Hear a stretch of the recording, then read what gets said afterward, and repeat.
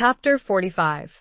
Eleanor, for some time after he left her, for some time even after the sound of his carriage had died away, remained too much oppressed by a crowd of ideas, widely differing in themselves, but of which sadness was the general result, to think even of her sister, Willoughby, he, whom only half an hour ago she had abhorred as the most worthless of men, Willoughby, in spite of all his faults, excited a degree of commiseration for the sufferings produced by them, which made her think of him as now separated forever from her family, with a tenderness, a regret, rather in proportion, as she soon acknowledged within herself, to his wishes than to his merits.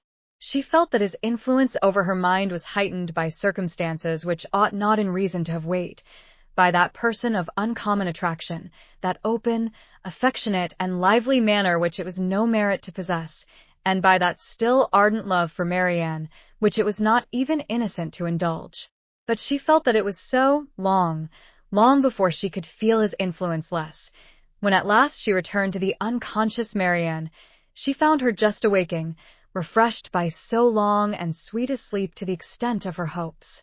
Eleanor's heart was full. The past, the present, the future, Willoughby's visit, Marianne's safety, and her mother's expected arrival, threw her altogether into an agitation of spirits which kept off every indication of fatigue, and made her only fearful of betraying herself to her sister. Short was the time, however, in which that fear could affect her, for within half an hour after Willoughby's leaving the house, she was again called downstairs by the sound of another carriage.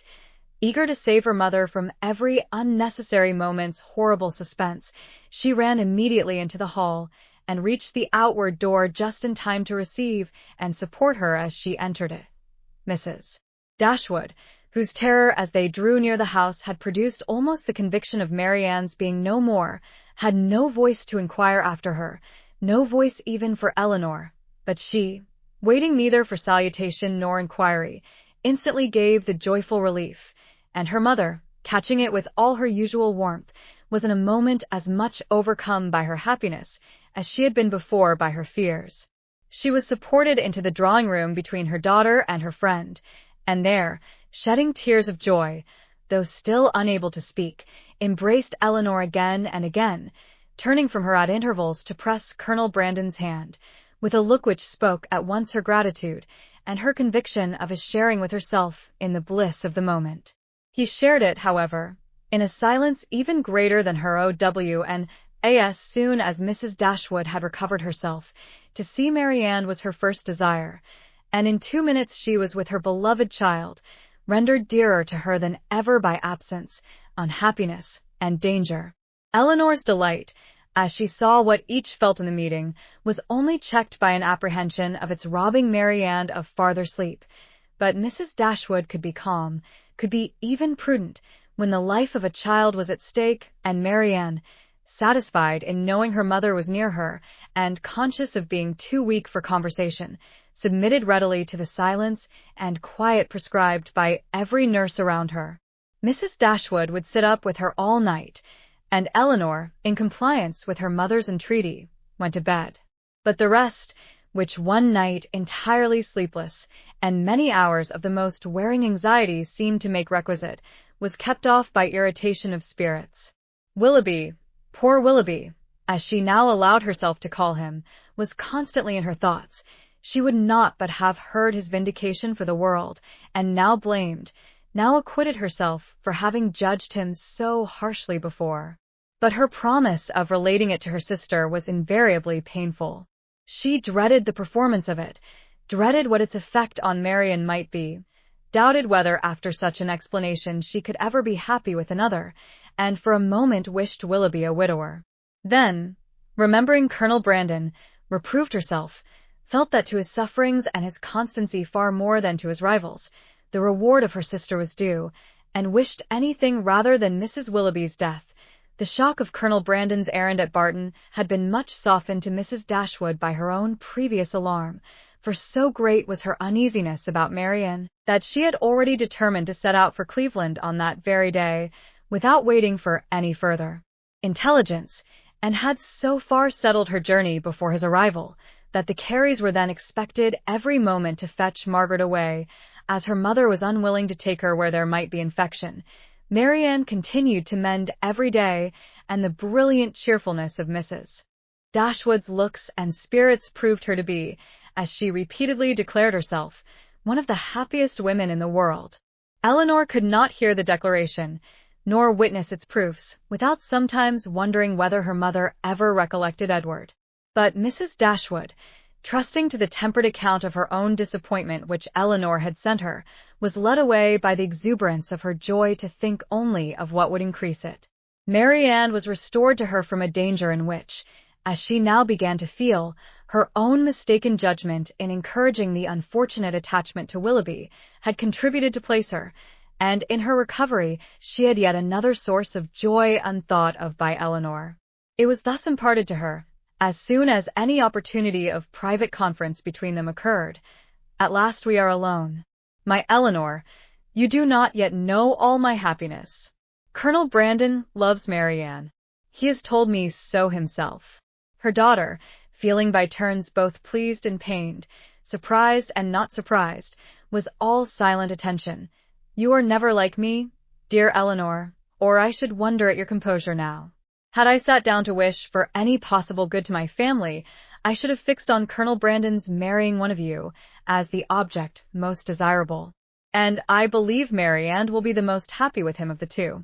Eleanor was half inclined to ask her reason for thinking so, because satisfied that none founded on an impartial consideration of their age, characters, or feelings could be given, but her mother must always be carried away by her imagination on any interesting subject, and therefore instead of an inquiry, she passed it off with a smile. He opened his whole heart to me yesterday as we traveled.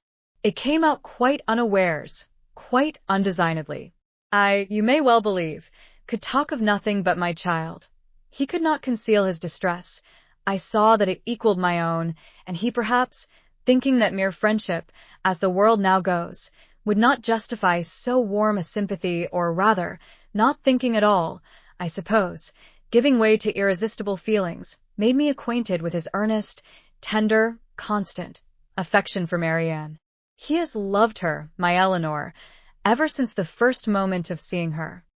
Here, however, Eleanor perceived, not the language, not the professions of Colonel Brandon, but the natural embellishments of her mother's active fancy, which fashioned everything delightful to her as it chose, his regard for her, infinitely surpassing anything that Willoughby ever felt or feigned, as much more warm, as more sincere or constant, whichever we are to call it, has subsisted through all the knowledge of dear Marianne's unhappy prepossession for that worthless young man, and without selfishness, without encouraging a hope, could he have seen her happy with another. Such a noble mind, such openness, such sincerity, no one can be deceived in him.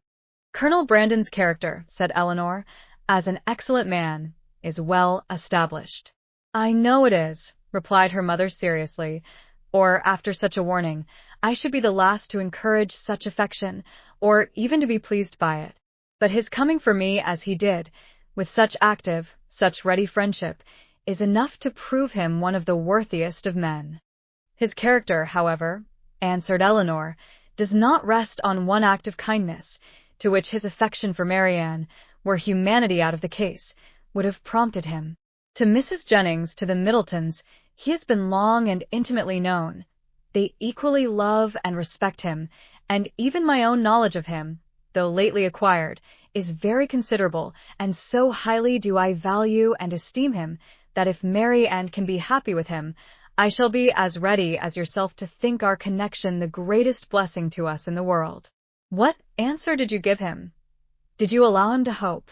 Oh, my love, I could not then talk of hope to him, or to myself. Marianne might at that moment be dying, but he did not ask for hope or encouragement. His was an involuntary confidence, an irrepressible effusion to a soothing friend, not an application to a parent. Yet after a time I did say, for at first I was quite overcome, that if she lived, as I trusted she might, my greatest happiness would lie in promoting their marriage, and since our arrival, since our delightful security, I have repeated it to him more fully, have given him every encouragement in my power. Time, a very little time, I tell him, will do everything. Marianne's heart is not to be wasted forever on such a man as Willoughby. His own merits must soon secure it. To judge from the Colonel's spirits, however, you have not yet made him equally sanguine. No. He thinks Marianne's affection too deeply rooted for any change in it under a great length of time, and even supposing her heart again free, is too diffident of himself to believe that with such a difference of age and disposition he could ever attach her. There, however, he is quite mistaken. His age is only so much beyond hers as to be an advantage, as to make his character and principles fixed, and his disposition, I am well convinced, is exactly the very one to make your sister happy. And his person, his manners too, are all in his favor. My partiality does not blind me. He certainly is not so handsome as Willoughby, but at the same time, there is something much more pleasing in his countenance. There is always a something, if you remember, in Willoughby's eyes at times, which I did not like. Eleanor could not remember it, but her mother, without waiting for her assent, continued, and his manners. The Colonel's manners are not only more pleasing to me than Willoughby's ever were, but they are of a kind I well know to be more solidly attaching to Marianne. Their gentleness, their genuine attention to other people, and their manly, unstudied simplicity is much more accordant with her real disposition than the liveliness, often artificial, and often ill-timed of the other. I am very sure myself that had Willoughby turned out as really amiable as he has proved himself the contrary, Marianne would yet never have been so happy with him as she will be with Colonel Brandon. She paused. Her daughter could not quite agree with her, but her dissent was not heard, and therefore gave no offence. At Delaford, she will be within an easy distance of me, added Mrs. Dashwood, even if I remain at Barton, and in all probability, for I hear it is a large village. Indeed, there certainly must be some small house or cottage close by, that would suit us quite as well as our present situation. Poor Eleanor! Here was a new scheme for getting her to Delaford, but her spirit was stubborn, his fortune too.